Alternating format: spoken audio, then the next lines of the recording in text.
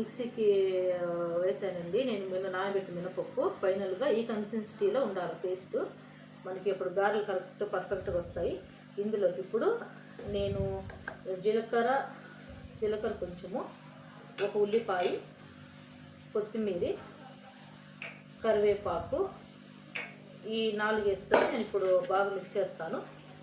Starting నేను 2 మిర్చి, అల్లము, మిరియాలు ఎందుకు నేను మిక్సీకి వేసానంటే ఫ్లేవర్ కోసం అండి. మనం దంచేస్తే అక్కడక్కడ పలుపు తగులుతుంది, దాంతో నేను మిక్సీకి వేసాను. ఇప్పుడు ఈ కన్సిస్టెన్సీలో కరెక్ట్గా ఉంది గారెలు వేసేదానికి. చూడండి, ఇలా ఒకసారి 2 సార్లు బాగా మిక్స్ చేయాలి. లైట్గా మనకి సాల్ట్ తగినంత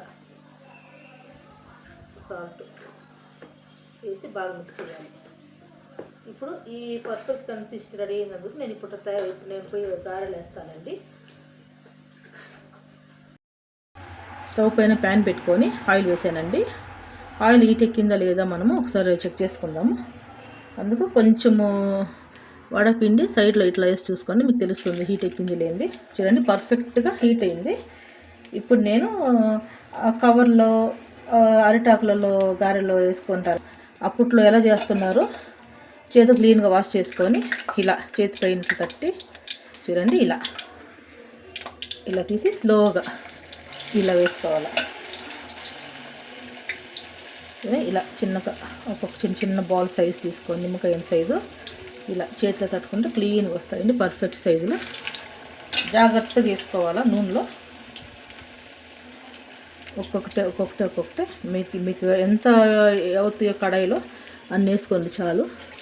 నేనైతే 3 వేసాను, తర్వాత ఇంక 3 వేస్తానండి.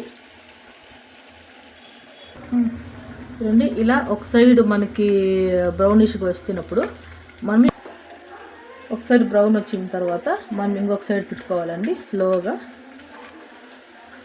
ఇలా ఒకటొకటి క్లీన్గా మనము ఫ్రై చేసుకోవాలి. చూడండి, perfect brown colour, golden brown కలర్లో వస్తూ ఉంది. ఇంకా కొంచెం కలర్ రావాలా. 3-4 మినిట్స్ పడుతుందండి మనకి గారెలో మనం చేయాలంటే. చూడండి, ఈ కలర్ వచ్చేంత వరకు గోల్డెన్ బ్రౌన్ కలర్ చాలు. ఒక్కొక్కటే మనం తీసి ప్లేట్లో సర్వ్ చేసుకోవచ్చు. చూడండి, ఇలా పర్ఫెక్ట్ గారెలు రెడీ అయ్యాయి. చికెన్కి వడకి మంచి కాంబినేషన్ అండి. మీకు నచ్చినట్లయితే ఒకసారి ట్రై చేసి చూడండి.